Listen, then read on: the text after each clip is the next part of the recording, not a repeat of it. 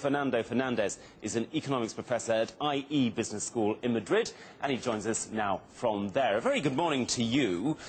What should the government agree to do today? What are the priorities needed economically? Well, the government today will not announce much. Basically, what they're going to do today is finalize the government and do the second-tier appointments. But I guess it's clear from the appointments of ministers that the priorities are fiscal adjustment and economic reform.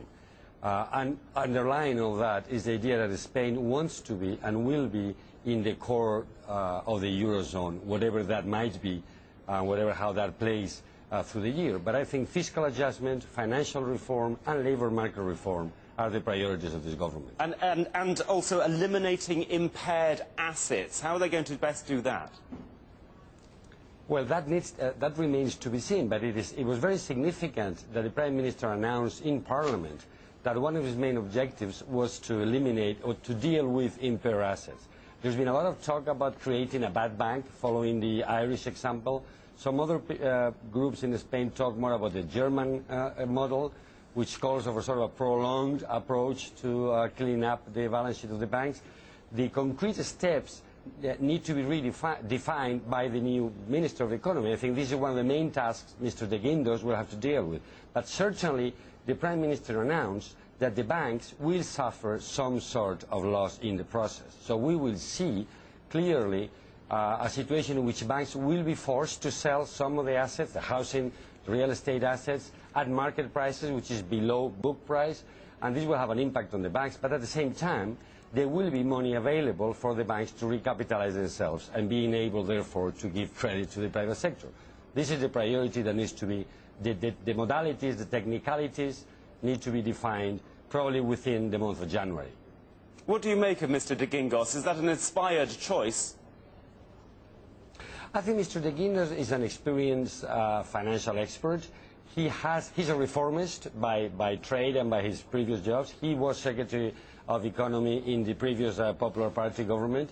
He put forward many of the liberalization measures of the Spanish economy. He has a wealth of financial expertise. And in a way, he's perceived in Spain as being the man the markets wanted to be at the helm of the Minister of Economy.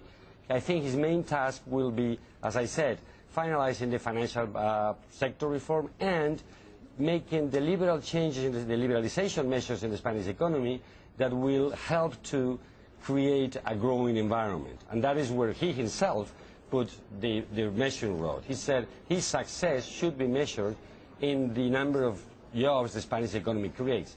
He will take measures to increase potential output in the Spanish economy. The key question for many of these countries that are perceived to be in trouble, just how long will they be given to implement these sort of reforms by the markets? Well, that's the question. I think the good thing about Mr. Guindos is that he understands the market. He has been a market player, and therefore he understands the language. He knows what the market needs. He knows the timing of the markets. He knows the timing of the markets is much shorter than the political timing. So in that sense, it is good news. Now, we should not underestimate the role of Mr. Montoro, who is the budget minister, who will be the man in charge to bring this fiscal consolidation. So I think both of them working in tandem. One can deliver in terms of reducing the budget. The other can deliver in terms of explaining the markets what the program, the economic program is, what the liberalization measures will be, what the growth measures will be, and hopefully they will have at least 3 months to deliver this message. I think the good news for the Spanish economy is the ECB auction last week, where in that sense it has removed a high uncertainty in terms of liquidity for the banking system. In a way, the ECB has given time to the Spanish economy to carry out the necessary reforms. Fernando Fernandez, economics professor at IE Business School. I'm grateful to you. Thanks very much indeed for joining us live from Madrid.